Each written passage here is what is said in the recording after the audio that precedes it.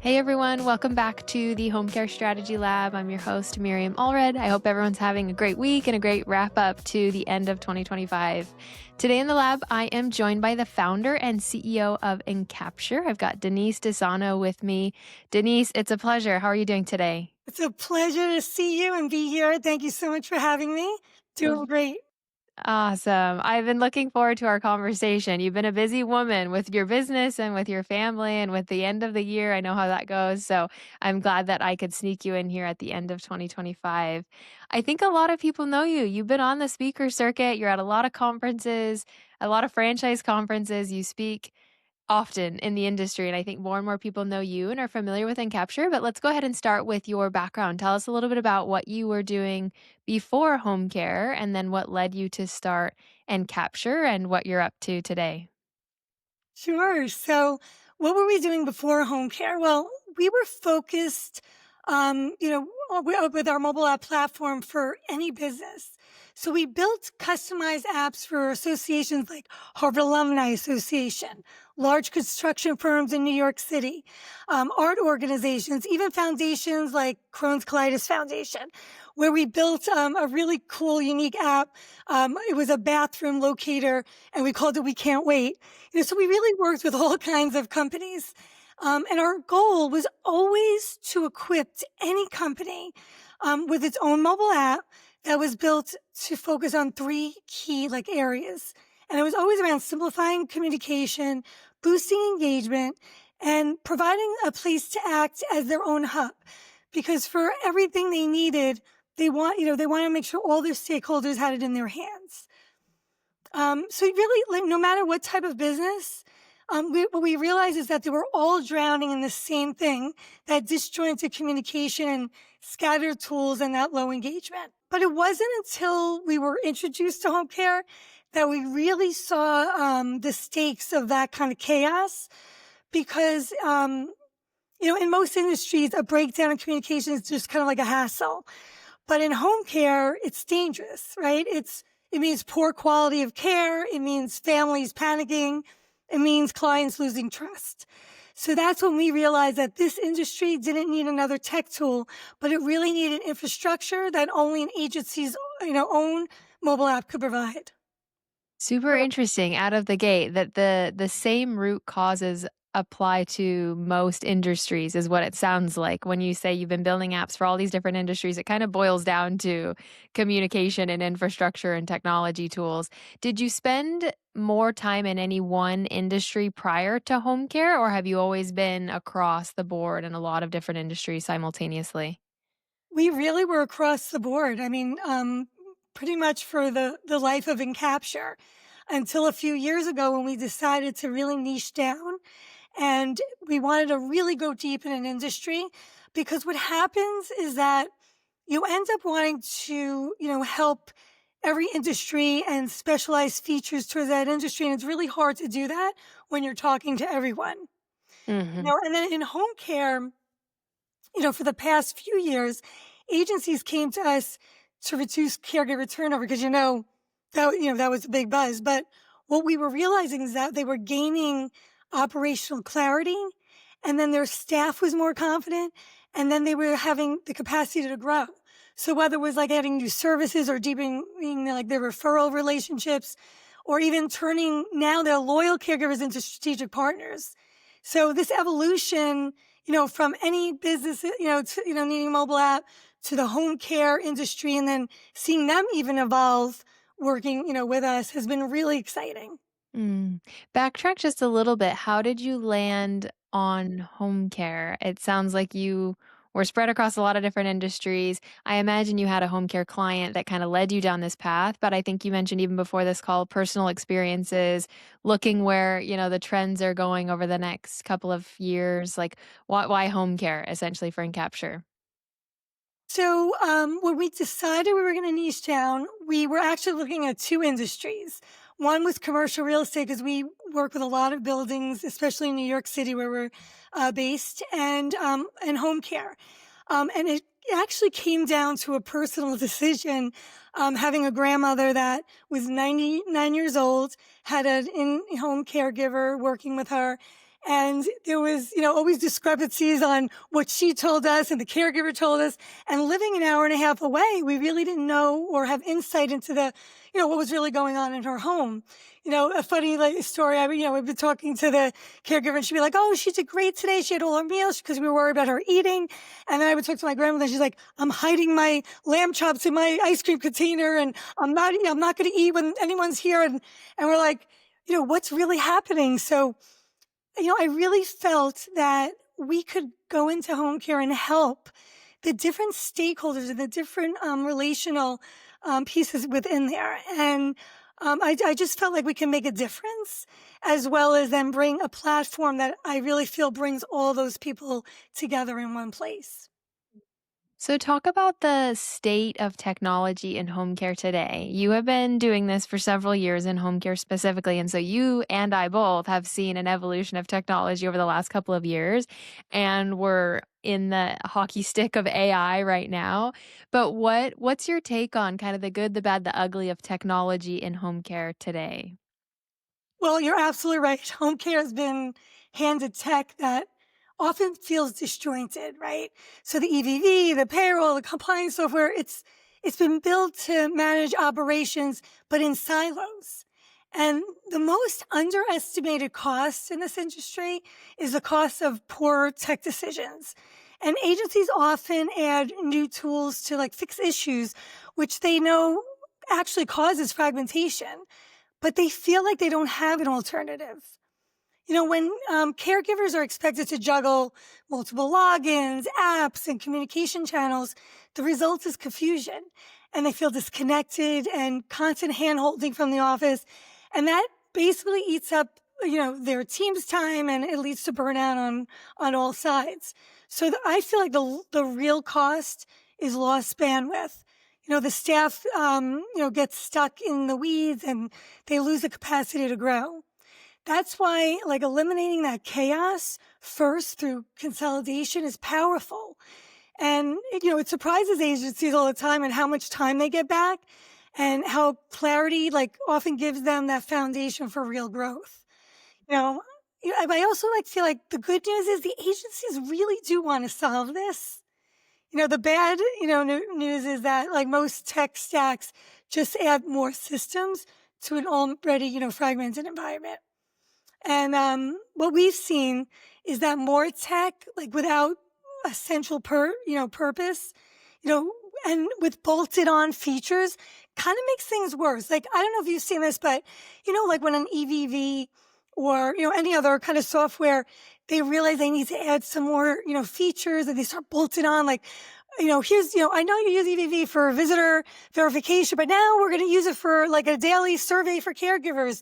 Now that's like even just like supersizing the confusion on the tools and what they're meant to do, which again then will lead to like poor adoption, right? And that's why when we started working in this industry, we immediately started launching apps as like a caregiver operations hub. And basically it was like a mobile based like command center that aggregated all the software together in one place, that allows the caregivers to work like with each platform seamlessly. And the funny thing, like we were immediately getting like questions from the other software companies, and they were asking like, "Are we competitors?" They quickly realized that we weren't. We're not telling our agents, "Oh, you have to replace all the software and consolidate everything in one place." What we do is we're just bringing them together under one roof because that's what reduces the friction. And then we'll layer, everything else the caregiver needs, to work with that agency around the software. And then we then anchor it in like our framework. And we call our framework like the 3 C's. And I know we're going to talk a little bit about that: communication, connection, and consolidation. Because what we found is if those three things aren't right, no tool will fix turnover or help an agency grow their revenue. Okay. Okay. Okay. This is good. Let's get into some of these things because I want to break down. That's going to be the focus of our conversation, actually breaking down that framework because every home care company today needs to take a hard look at their tech stack and through this framework. That's why I wanted to talk to you about this is communication, consolidation, and engagement or connection. Like that is what technology boils down to in home care. And so we're going to break down those three things as a like a filter for home care companies to look at their tech stack through this lens. But a couple of things. One really interesting thing that you brought up. I like that you're already getting to some of the hot takes because I agree. A lot of these technology companies, not to knock on anyone, we're just talking about like the state of technology from where you and I both sit, but it is that these home care technology companies, especially those that have been around the block for, 5, even 10, 15, going on 15 years, is they're just expanding their footprint. They're trying to solve every single problem. At the same time, there's all of these point solutions coming on the scene, and that's where it's just a really interesting time in home care from a technology perspective is there's these kind of large incumbents that have been around for a long time in addition to all these point solutions and now all of these AI agents. And what does this ecosystem look like? It's a little bit confusing and a little bit challenging for home care companies right now, but I think together we're just going to flush all of this out and figure out what's here to stay. I want to ask you two pointed questions. One is, in your experience, you work with a lot of home care companies of a lot of different sizes, independents to franchises and everything in between. On average, how many technology solutions is a home care company leveraging? I know that number varies, but about how many solutions are home care companies using? So, it really varies. Um, I would say anywhere between like 6 and 12. Okay. Yeah. That's great. That's kind of the ballpark I was thinking, yeah, like 8 to 10, but 6 to 12.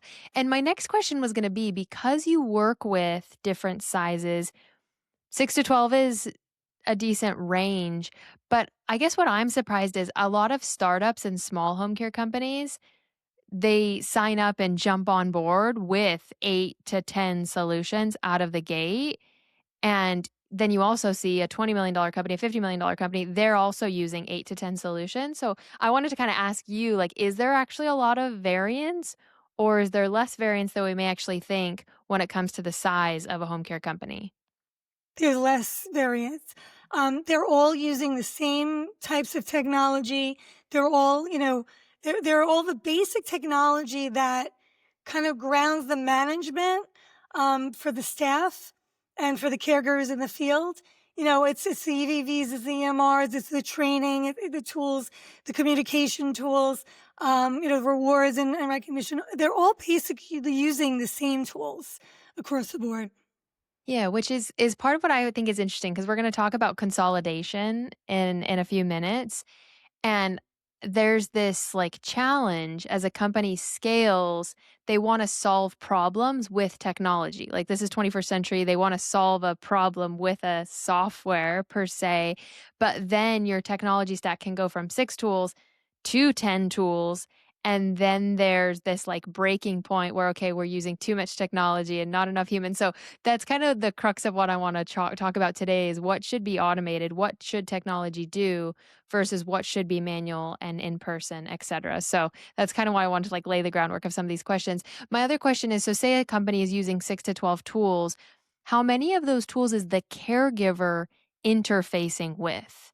Is it most of those tools? Is it all of those tools? Like an average caregiver, how many tools are they using on maybe a weekly basis?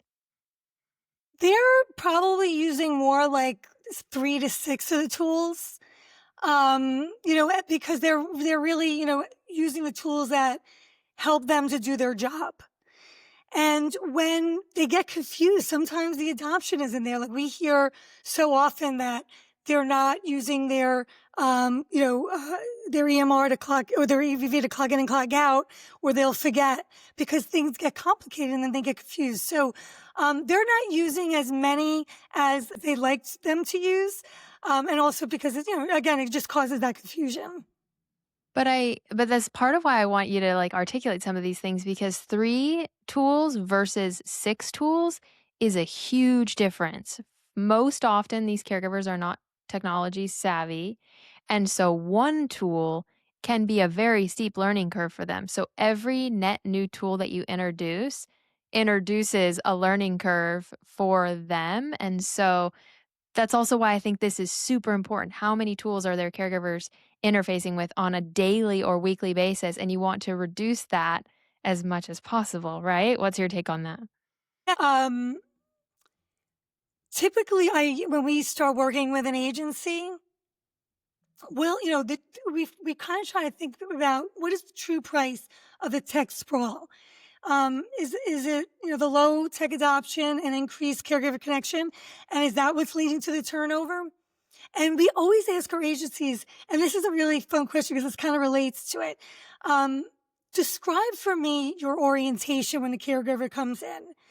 And I remember talking to one of our agencies, and she said, we lose a lot of caregivers during onboarding because, and not really to the job itself, because they'll have and I ask her, explain to me what you mean by that. They'll have a 3-hour orientation, and then they'll go over everything the caregiver needs to know, and that includes all the different software. So if they're using 3, 6, some agencies demand that they use those 12 software. But they'll go over, give them the links, teach them how to use them, sign them into everything. And then they give them, some situational training. And then they send them off at the end of the orientation with a paper packet and a 100-page, employee handbook. And I say, then what, right? And then they'll, kind of respond, if they're seasoned caregivers, they manage, but if they're not, they're often the no-shows. So, and I also ask, do they ever come back to the office, for additional training or, more, training on especially the different technology? And they say no. And then I was always so shocked by this response about the orientation and that support up front. But this is the standard response from almost every agency we work with very little variations. And I often wonder why turnover is so shocking. So what we built, is a digital orientation that lives inside the app where the caregiver has everything they need from that, before they even start day one. And they use it during the orientations to teach them how to work with all these different software. And then they have this now handbook in their pocket.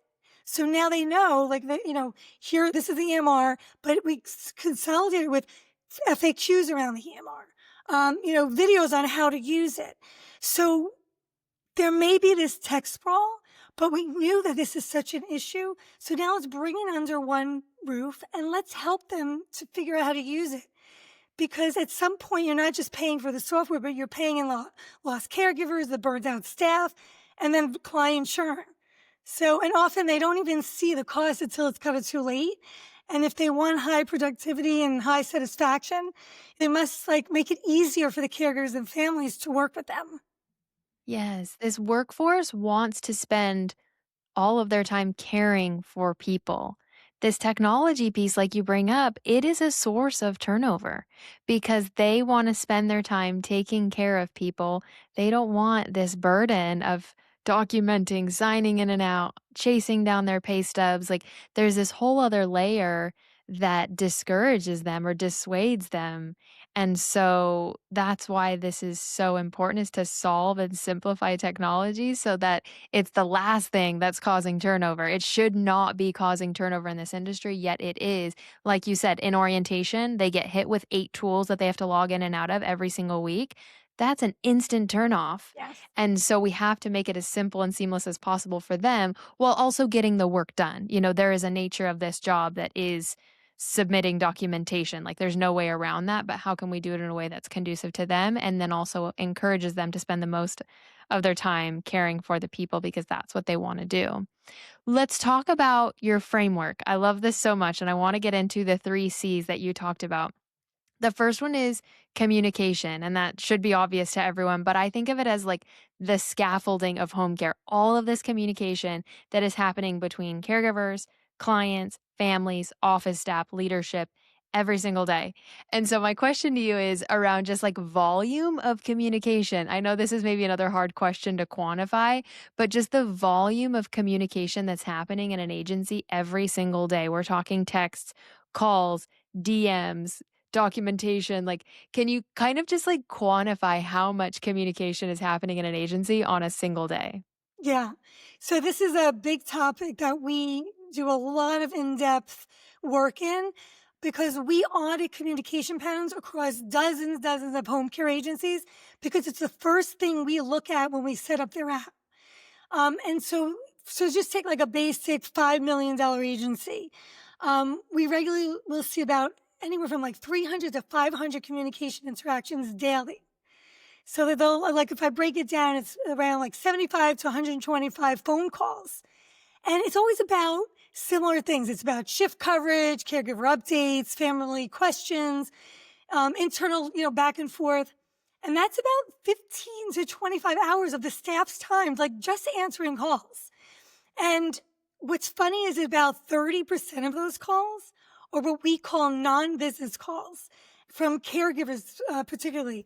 And they're about like asking the same questions over and over again. So that's like a big pain point that we help them to solve. And then if you talk about texts, most of those are about 150 to 300 texts a day. And a lot of them are going to their personal phones and using insecure texting apps. I actually one day got a text from one of the owners that we work with telling me that they need help on a shift. And I was like, hey, this is Denise from enCappture, so like things like that happen. And then another agency that I work with, they told me that they do about 10,000 messages a week. I couldn't even believe that stat. And I'm like, how does that staff like keep up with, because the messages are across the board with all the different, stakeholders they deal with. And then I'm seeing like less email, probably more like 40 to like 60 emails, a day because they're more focused on like referral partners or internal staff, things like that, and less to caregivers. Because what we found is caregivers are not using email. They're sometimes don't even have their own email address, so they'll use like their husband's or their child's.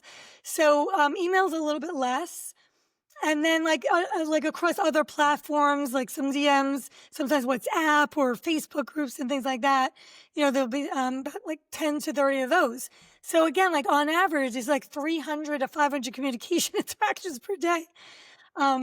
I didn't know what number you were just gonna throw out, to be totally honest, but I was genuinely curious. 3 to 500 a day Eh, for a $4 to $5 million home care company.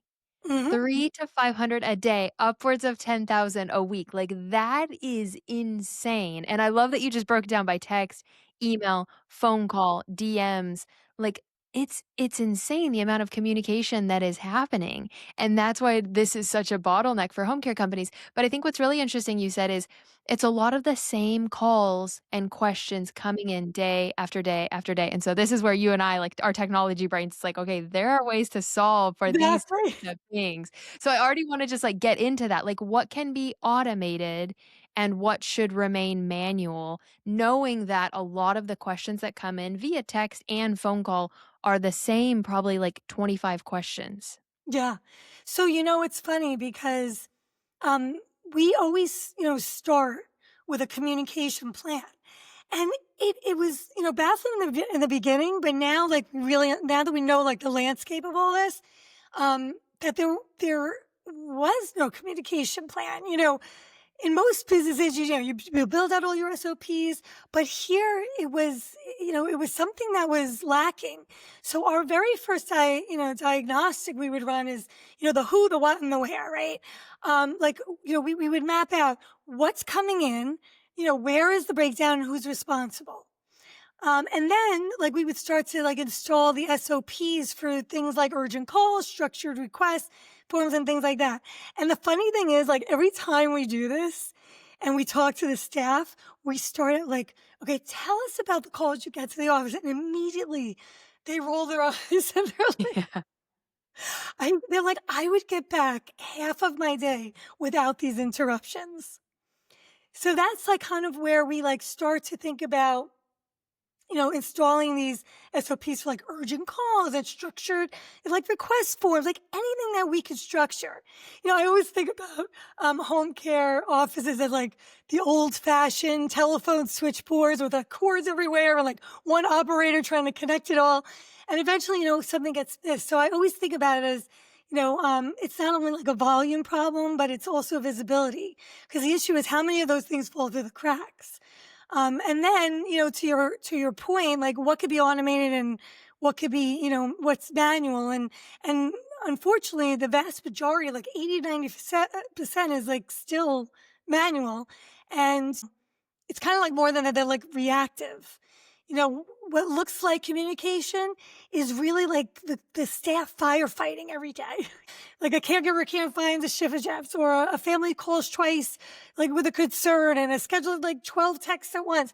So they're always, like, constantly switching gears and, like, firefighting, and to us, it's like a workflow failure, if like, of sorts. So we And always they can't get out from under it. It's like I think the issue is it's all reactive all day long, and like you said, our mind is like, "Oh, create a plan to, like, get ahead of this." A lot of home care companies just, like, can't get out from under this load that is just happening day in and day out 24/7, but I think what it boils down to that you said is, like, visibility and understanding the nature of all these calls, so then you can, like, work backwards, "Okay, we're getting these 10 questions every single day. How do we take a step back and come up with SOPs and a plan to address every single one of these to then reduce that call volume by 50%, like almost overnight, if you can solve for those specific issues." That's exactly right. Because like, every month we'll say, "Okay, what are the next 10 calls? What are the next, set of things that we can help you to automate, help you to get in there where you have that clear path?" We start with, like, the urgent help buttons to route the calls to the right people, and then we'll do things like family requests and route those to the care coordinator. So let's figure those, workflows out, and you're right, it really reduces like 40% of the noise immediately. And it also, like, creates that accountability, right? Like, so we know, like, where they're going to go and who's responsible for them. Mm. So my question is, I keep using these numbers of like there's like 10 questions or 25 questions that come in every single day.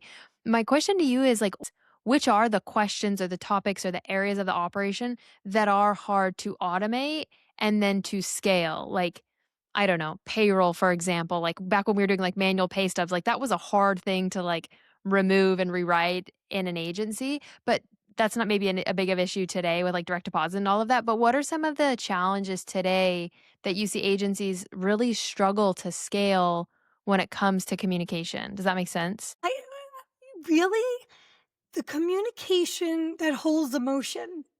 So what do I mean by that? When a caregiver is like unsure, or when a family's like really worried, or when a referral partner is not hearing back and they have a patient for them, you know, when they're not getting the reassurance they need, it's like that panic. So that's the kind of communication agencies kind of miss. And it's the kind that builds or like breaks the trust. And it's also the hardest to scale. So what we try to help them do is like, figure out, like, can we give first shift prep so that the caregivers don't feel, unsupported, or visit updates before the family gets anxious, and then like referral intake, being the first to follow up with their referrals so that they know that they could confidently refer them. So that's why, like, communication, like, it really needs a plan, and that automation will follow. Again, because otherwise they're firefighting. And I think if they start to think about categories of the type of communication, then we can figure out those automations. But definitely when it comes to those emotional communications, it's harder to put your arms around a plan around those things. That's a really great point. There is a lot of like fear, anxiety, unknown, change. We're dealing with humans. This is home care. There's so many variables, so many things that can change day, hour to hour, minute by minute in this industry. And so just like alleviating a lot of that emotion. I think that's really well said. Honestly, I hadn't thought of it from that lens because you're right. My mind goes to all of the things that can be automated. Okay, it's payroll, it's scheduling, it's billing. It's like there's a lot of these core pillars that can be automated because they're like apples to apples, but you bring up this like there's this emotional layer of the communication. We talk about like agentic AI and where AI is today, like these are the things that it can't solve for, which is like taking that phone call from a stressed out, burned out, fearful, anxious caregiver. Like that has to be handled by a human, and we can't necessarily automate that today. Exactly.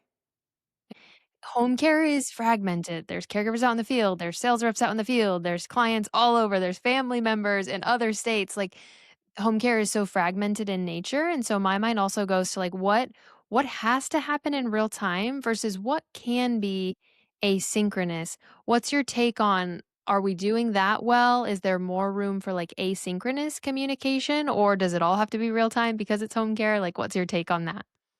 Yeah, no, I completely agree. Because to me, like it's synonymous with efficiency, right? And it's just really basically the reality of home care with everyone in all different places. But um, they need the ability to exchange information and updates, but they don't really need, without, real time interaction, right?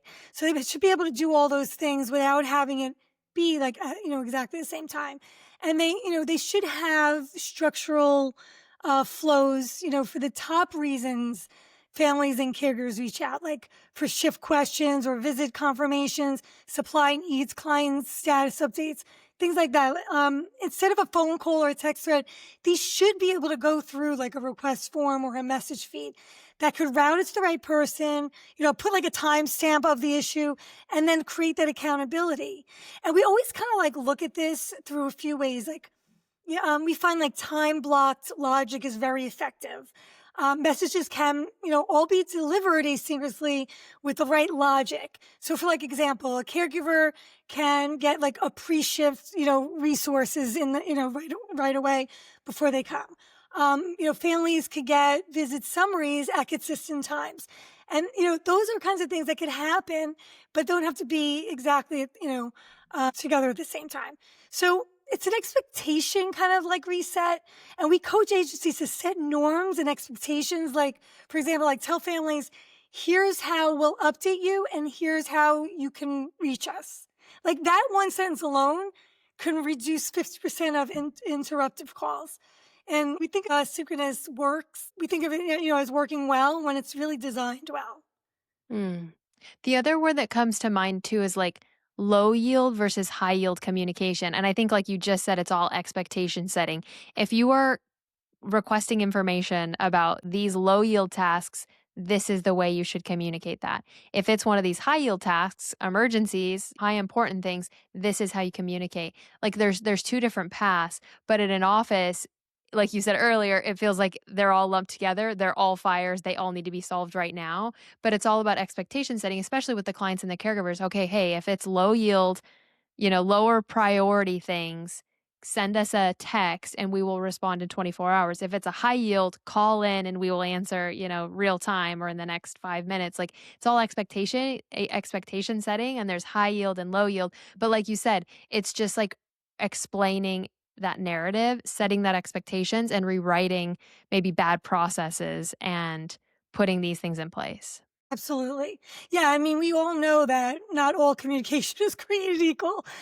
Some messages will like reduce anxiety, some build loyalty, some just, cause a lot of noise. So, agencies like really need to prioritize the high yield communication.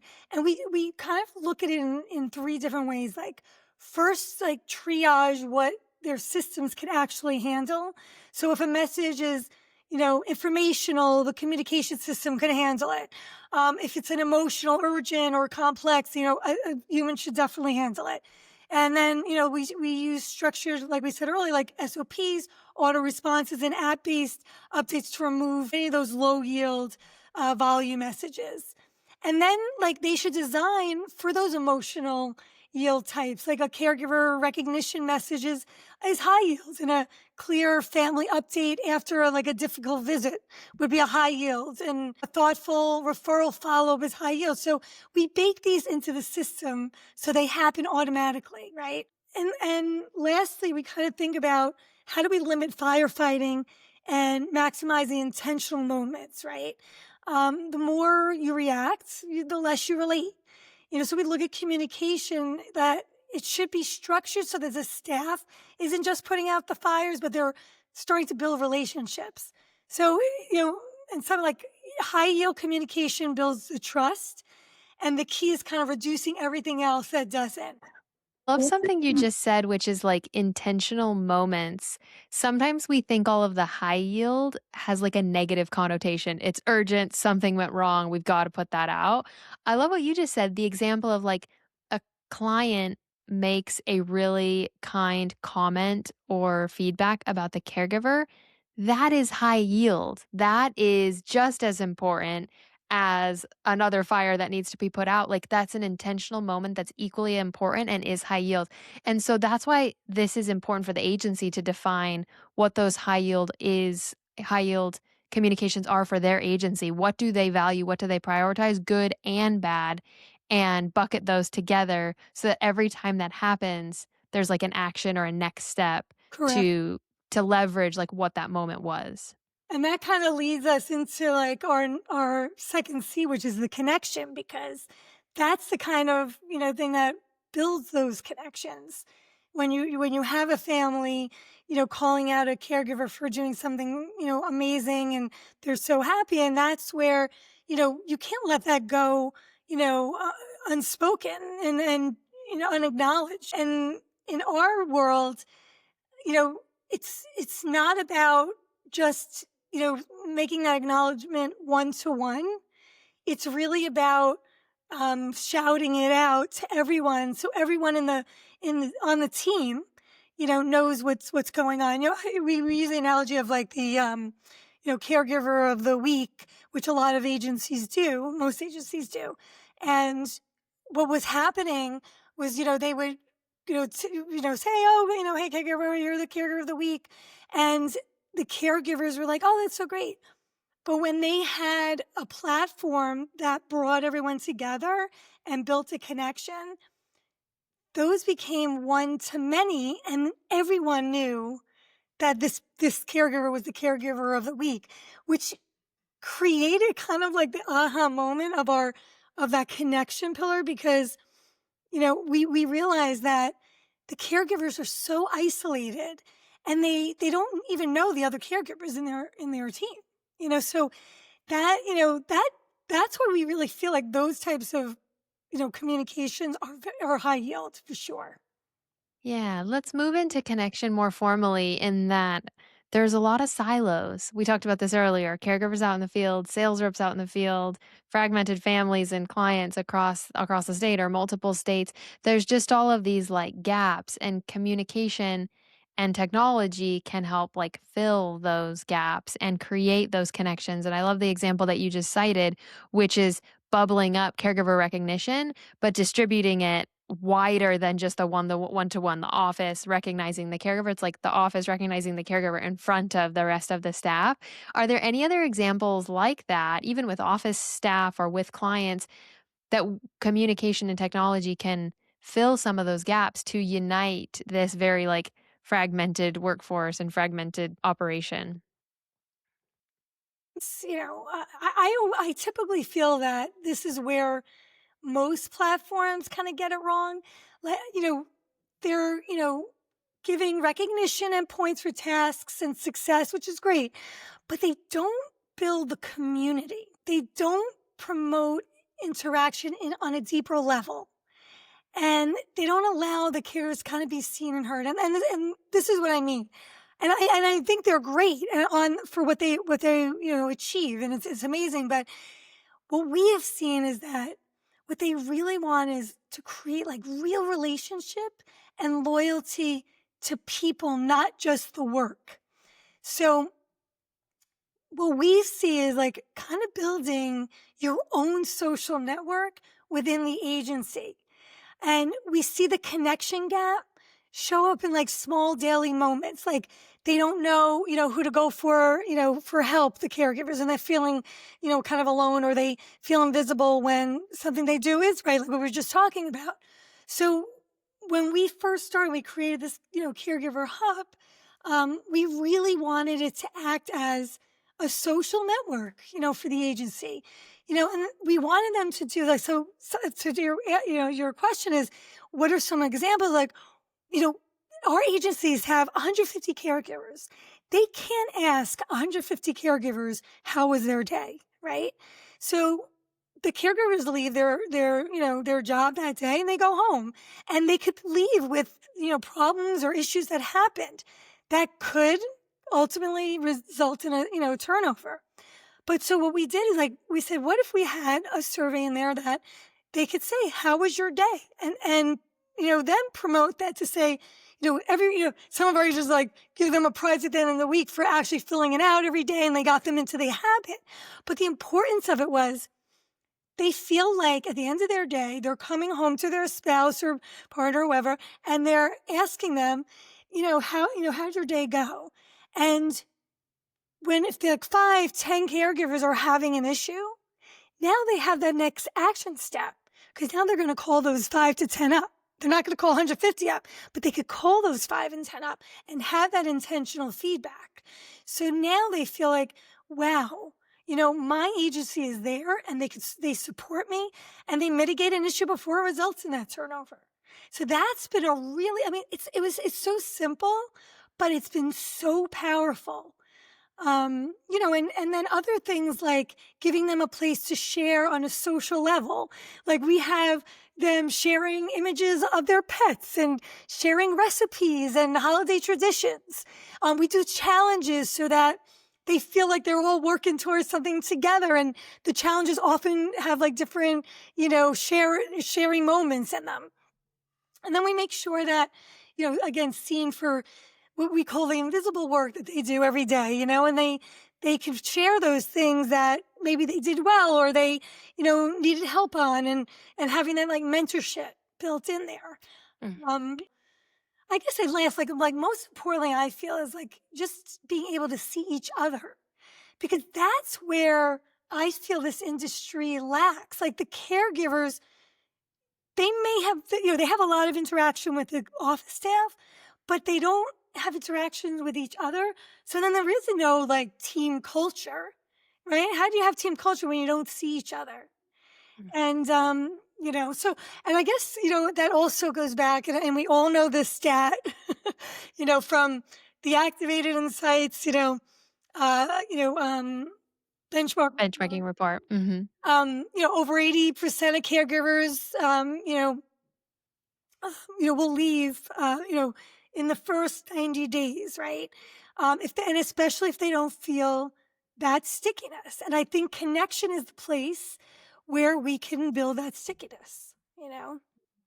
So tell us a little bit more about what this looks like in your app. I think, I'm over here like, wow, so what does this look like? I am imagining kind of like a Facebook feed inside the app where they can comment and post pictures, basically like a Facebook feed that's a community of the caregivers in the office. Is that basically what it is? That's exactly what it is. And the beauty is that they can layer these social feeds by category or topic.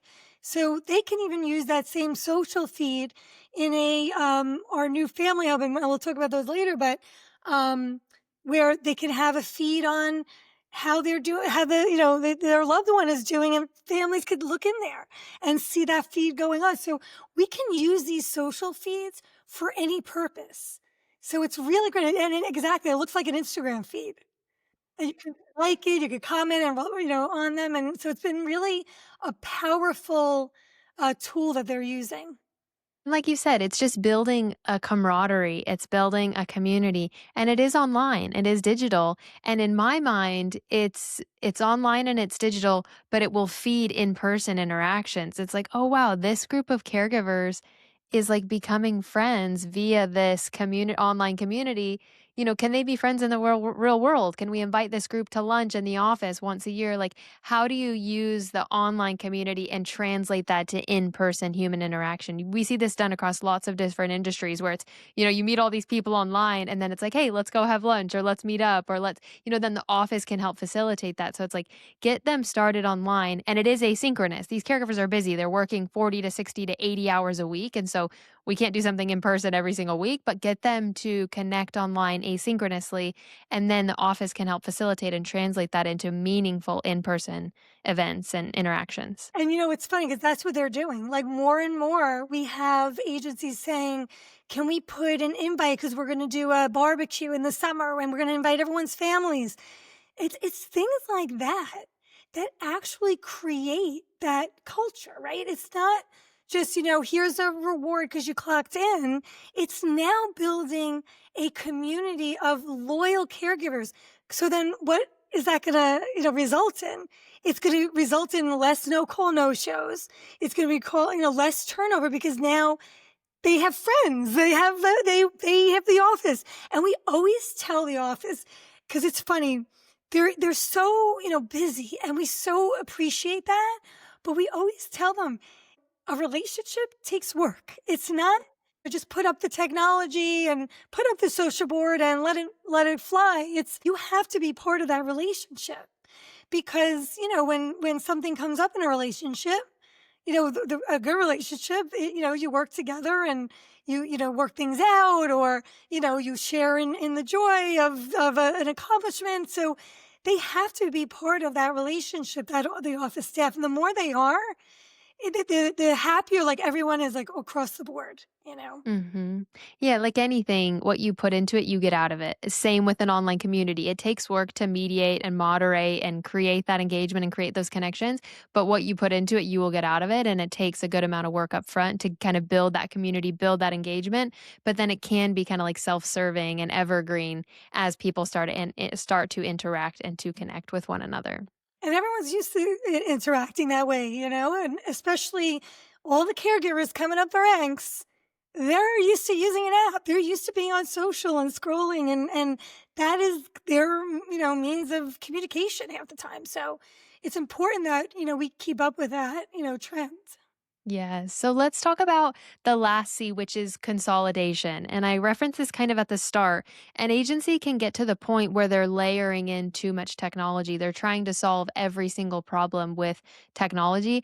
I think that's kind of the stage we're in home care right now, which is there's all of these really intriguing solutions coming on the scene. But are some of them too good to be true? Can they actually solve for some of these things? In some cases, yes. In some cases, no. But what are the signals that a company is like bogged down with technology, like where technology is doing a disservice for them and they need to consider consolidation? Like, what are some of those indicators or signals to the leadership? You know, we see in, kind of like that office chaos again, like they're starting to get more calls to the office because the caregivers can't remember which tool is for what, how to log in where. And they also, like, owners could be looking even internally at the admin staff.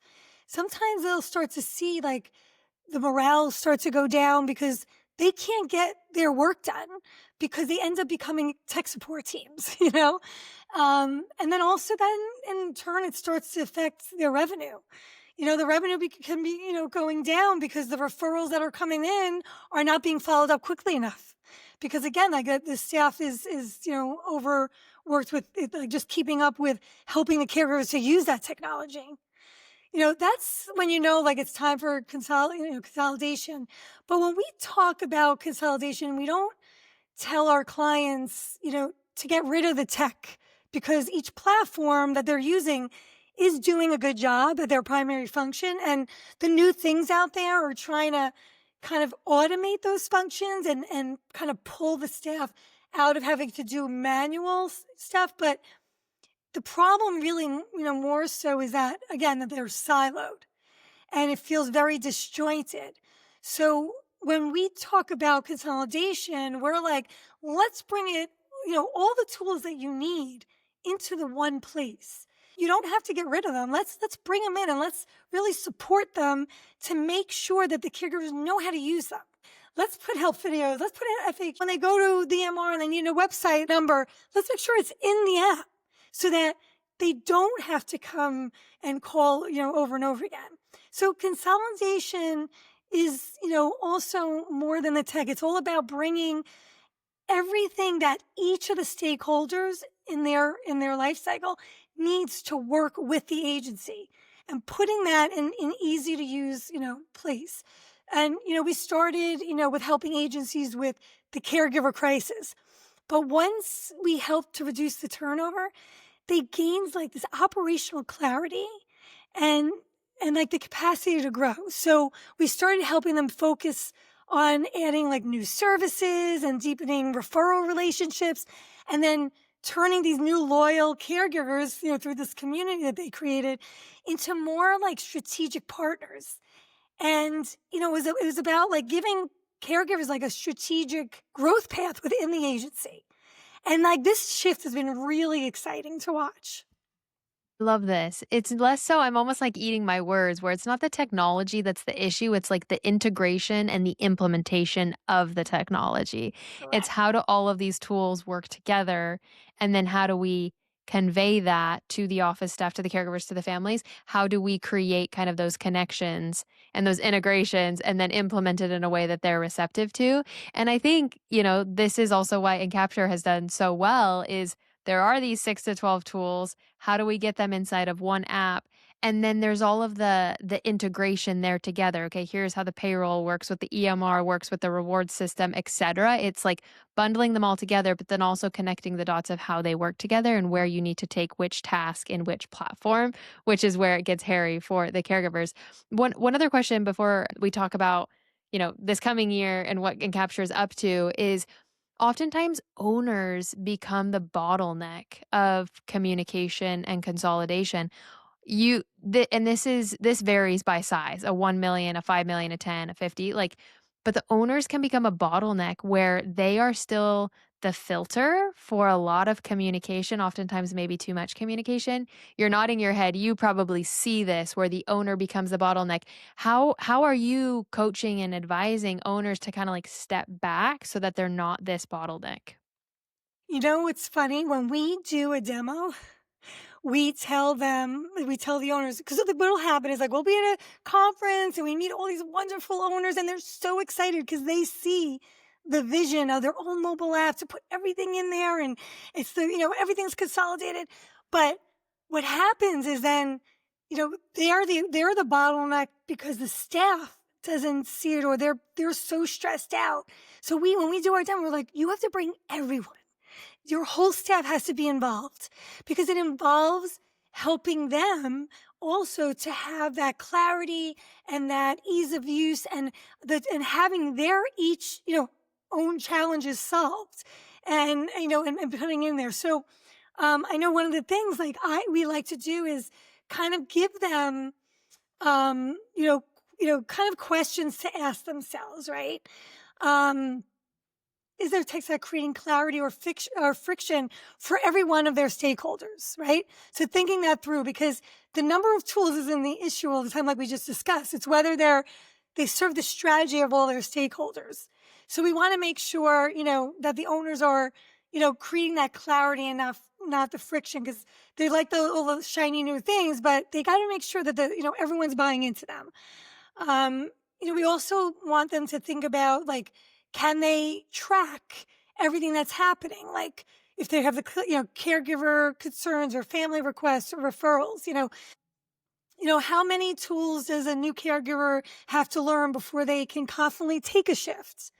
Other things like we want them like kind of focus on is like, where does my team lose the most time every day? And could it be solved with automation and tools? So we're giving them these like questions so that they could kind of evaluate, you know, what technologies is needed and if they are the bottleneck with some of these things. My take on what you just said is every home care company hits a plateau or several plateaus over their journey. There's this time where they're, a lot of growth on this upwards trajectory, and then they kinda, like, hit this wall. In my mind, the questions you just asked will help them get through the plateau, but sometimes owners are afraid to ask those questions, afraid to go to each member of their office team and say, "Hey, where are you wasting most of your time today?" Or they That's a don't hard know. conversation. I'm sorry, Say that again? or they don't know the questions to ask. Exactly, exactly. So the questions you just asked are the ones that they're not asking, they don't know to ask or they're afraid to ask, but that is how you get through these humps, is a team has become complacent or so bogged down with the process, they don't know how to get out from under it, or they're afraid to speak out about some of the processes, the technology, the systems that they have in place. So it's like this is like a vulnerable conversation for the owner to have with the office staff, but the questions you just asked are the questions that can pull you out of a plateau and help you hit that next stage of growth. Don't be afraid to ask these hard questions. And we always start like every conversation and support call with where are your biggest challenges this month? And we often like to even be part of a team call because we like to ask the staff those questions, and they change like by the month as well. Like they could be really challenged with one thing, and then the next, like right now, like the agencies are like shifting kind of in their discussion points right now from caregiver retention to growth. Like we're seeing a lot of that right now. Yeah, because they're doing a lot of things right. They're doing a lot of things well, but it's just fine tuning some of these things. It's just like these small adjustments that can help them hit this accelerated growth. Um, just one other comment on this. Like, I've visited a fair amount of offices at this point in time, and I'm always amazed. There are some owners that I meet that are nervous for me to go and talk to the scheduler, the payroll, the biller, because I want to ask them like the down and dirty questions. I want to ask them the questions you just said, but I've come across owners that hesitate to let me even go speak with these people because the owners in the back of their mind, I think they know the concerns, they know the issues, but again, don't shy away from having these hard conversations. A lot of good will come out of them, even though they're uncomfortable and hard to have in the moment. And you, Miriam, you had a great conversation at HCOA a couple of years ago. And it was to the caregivers, questions that caregivers might not tell you, to your face, to the agency. So that also reminds me of that. So it's asking the staff, but then it's also asking the caregivers some of those same questions, right? Um, because they don't want to hear the answers, but they know the answers. Exactly, exactly, and I'm an open book. I'm like, "Come on, like, let's just talk Yeah, through everything, the good, the bad, the ugly," because in my experience, that's where I see the agencies that are like 10, 20, 30, 50 million, like yeah, they are good at this. yeah, They are really good at open communication, identifying the root issues, solving the problems, creating the SOPs based off all the feedback that they got. Like the big agencies are really actually good at this at scale, and that is how they have scaled. And so exactly. that's just my encouragement to the smaller agencies. Like, don't shy away from these things. Don't hesitate. Ask the hard questions. Take that feedback, and then create an action plan based off of it. Exactly. Exactly. And it's funny because there's different types of owners too, not only just based on the size. Some people get into it for the altruistic part of home care and wanting to help, but they may not necessarily be full-fledged business people or have business training. So we find like we do the most significant work with them because they don't realize what SOP they need in place to kind of fill those gaps in communication, connection, and consolidation. So we always like love to work on that strategy piece with them before we even dive into the app because in the end the app is a vehicle to implement all these different things. But it's really the strategy that makes the app, really, work well for, all the people in their ecosystem, if you will.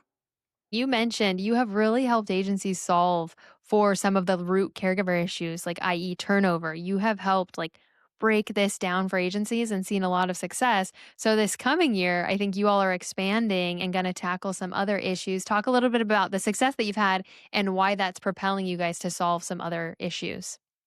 Yeah, so like I said, like we're seeing this major shift on how agencies define like infrastructure. So it's like no longer just about like scheduling, software and payrolls. It's now includes like connection systems. And then of course talking about AI and how to support speed. But you still need those good processes before you even involve the AI, right? So in 2026, we really are feeling like connection won't be treated as just a feel good concept. It's going to be seen as more of a measurable operational strategy. And that agencies that are going to win, they're really going to treat referral partner, clients, and caregiver engagement as they do revenue, like with structure and real systems and KPIs. And we're really watching closely because how agencies are really turning now these loyal caregivers into like helping them build a business. They're leveraging them. So by seeing all of that, it's like really exciting. So Well, and I guess what we're most excited about is when we finally hear one of our agencies say something like, we finally have the headspace to grow. A gentleman in Michigan just said that to me the other day, and I'm like, I love that term, because the amazing retention results are now allowing them to look at the app and refocus their attention on like the growth initiatives. So this, and this transformation is taking, them out of that chaos and like clearing their minds. So, what we're doing now is, since we're seeing the offices reallocating time to building new referral relationships and spending more time in the community and training like their team on sales conversations and even now launching new service lines. Like I just spoke with an agency last week where she said, could we sit and have a work session with the team to figure out how to put in like even additional services than care services, like helping with parties, like they're really starting to think outside the box. And then they're like, how do we use the app to help support these growth initiatives? So, and again, it's like, how can our caregivers help us to provide these additional services or other outsourced resources? So, because of this shift, now we've created two new hubs to complement the caregiver hub.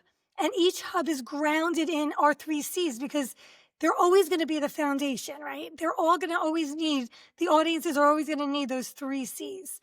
So the first hub is the growth hub. So with that shift to revenue, the growth hub is just going to make it easier for referral partners to send referrals and automate that system.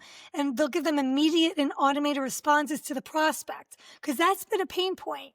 They send the patient off with like 5 or 6, brochures for all different competitors. And the patient's like, who do I call? And it's very confusing. So having a hub for that referral partner and then also that prospect, we call it, and then automating responses to the prospect. So here's a referral and there's an immediate response to that prospect. Because what we do know is the first person to respond to that referral person is the one that gets the job and gets that person as a client. So that's always like we're listening now and we're learning what are the pain points around growth that we can help with. So, and then, again, we're laying in those communication tools. So even like another pain point that came up is like partners really want to understand now that our patient became your client, give us some updates. They want to follow them. They want to hear what's going on. They want to have some hands in their extended, care plan. So it's been a really nice like collaboration there. And then the third hub now is the family hub. And a lot of our clients have in EMR that has like a family room, and it's not a substitution for that because we'll actually put the link to a family room that they're using already because we don't want to like take that out of the equation when families are used to that.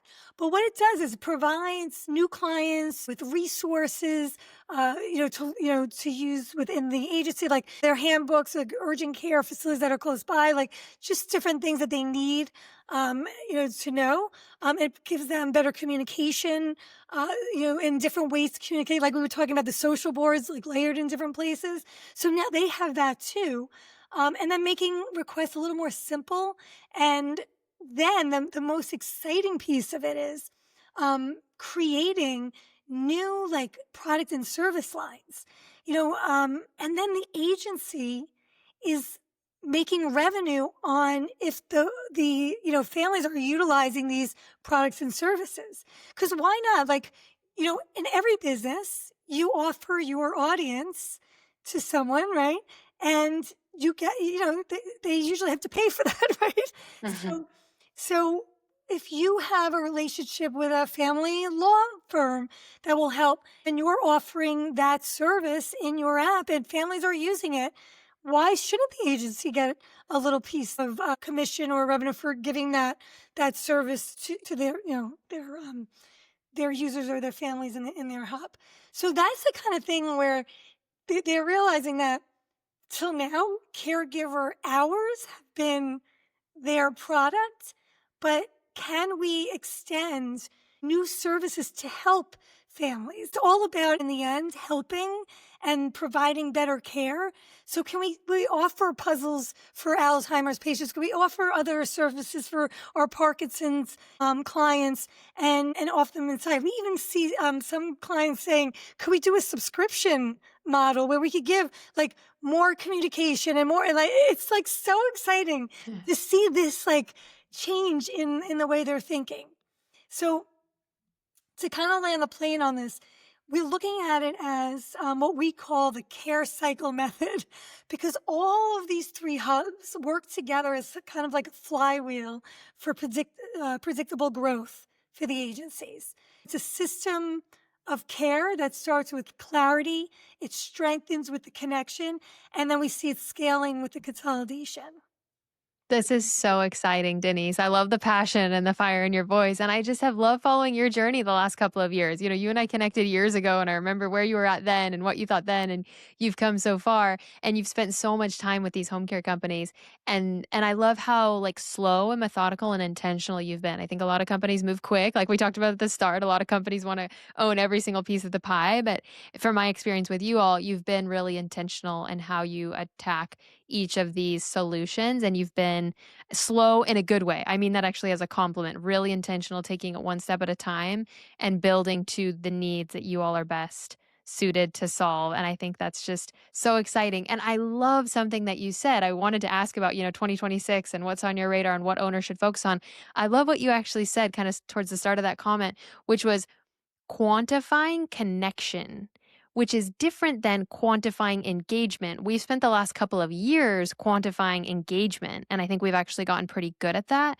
But quantifying connection is something else. Connection is more ambiguous, it is more qualitative, so it's hard to measure.